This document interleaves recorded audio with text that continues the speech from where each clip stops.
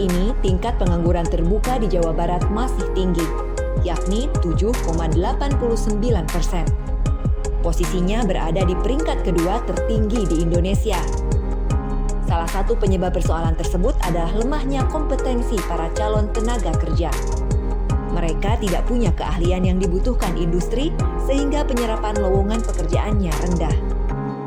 Hal itu disampaikan Kepala Dinas Tenaga Kerja dan Transmigrasi Jawa Barat, Tepi Wawan, dalam seminar nasional yang digagas Himpunan Lembaga Pelatihan Seluruh Indonesia atau HILSI Jawa Barat di Aula Utama Balai Besar Pelatihan Vokasi dan Produktivitas Bandung, Senin 25 September 2023. Menurut Tepi, kesempatan kerja di Jawa Barat itu banyak, tapi calon tenaga kerja yang punya kompetensi masih sedikit. Untuk itu, keberadaan lembaga pelatihan kerja harus menjadi solusi dari persoalan tersebut. Ia mengakui peran lembaga pelatihan kerja sangat besar dalam menyiapkan SDM berkompeten yang siap pakai. Terlebih, Indonesia punya cita-cita besar di tahun 2045, yakni Indonesia Emas. Di usianya yang ke-100 atau 1 abad nanti, Indonesia harus menjadi negara maju dan sejajar dengan negara-negara adidaya. Untuk mewujudkan mimpi itu, kata kunci utamanya adalah sumber daya manusia yang unggul dan berkualitas. Unggul dalam kompetensi dan berkualitas dalam karya. Saat ini merupakan waktu yang tepat untuk menyiapkan para pelaku pembangunan di 2045 nanti. Tepi mengakui pemerintah tidak mungkin bisa bergerak sendiri dalam menyiapkan sumber daya manusia yang berkompeten. Untuk itu, butuh peran lembaga pelatihan kerja, sehingga Indonesia Emas nanti bukan sekedar mimpi.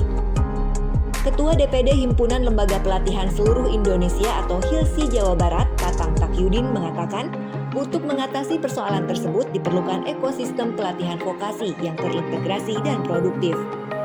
Terlebih, pemerintah hari ini tengah fokus merevitalisasi pendidikan vokasi dan pelatihan vokasi yang ditegaskan dalam Peraturan Presiden Nomor 68 Tahun 2022.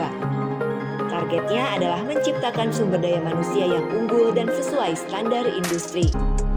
Tatang menegaskan, HILSI Jawa Barat yang di dalamnya terdapat 3.000 lebih lembaga pelatihan kerja siap bekerja sama dengan instansi-instansi terkait dalam menciptakan SDM berkompeten dan berdaya saing.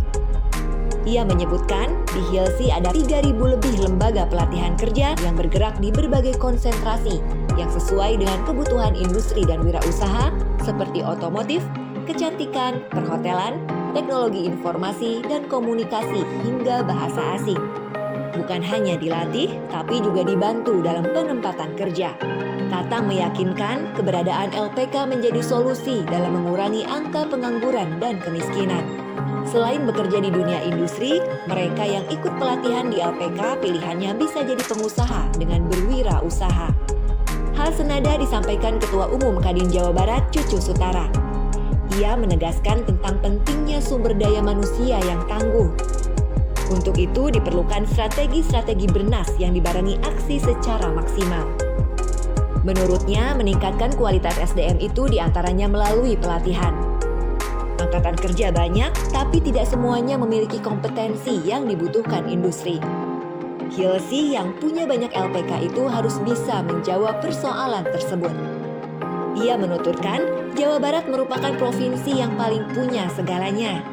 Selain jumlah penduduk banyak dan wilayah yang luas, potensi dan nilai investasinya juga tinggi. Semua itu manfaatnya harus dirasakan oleh masyarakat Jawa Barat.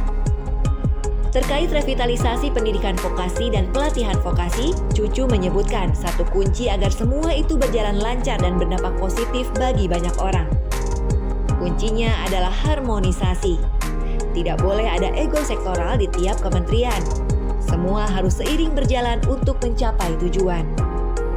Jangan pula dengan diadakannya program-program malah saling berebut anggaran, sementara masyarakat tidak merasakan manfaatnya.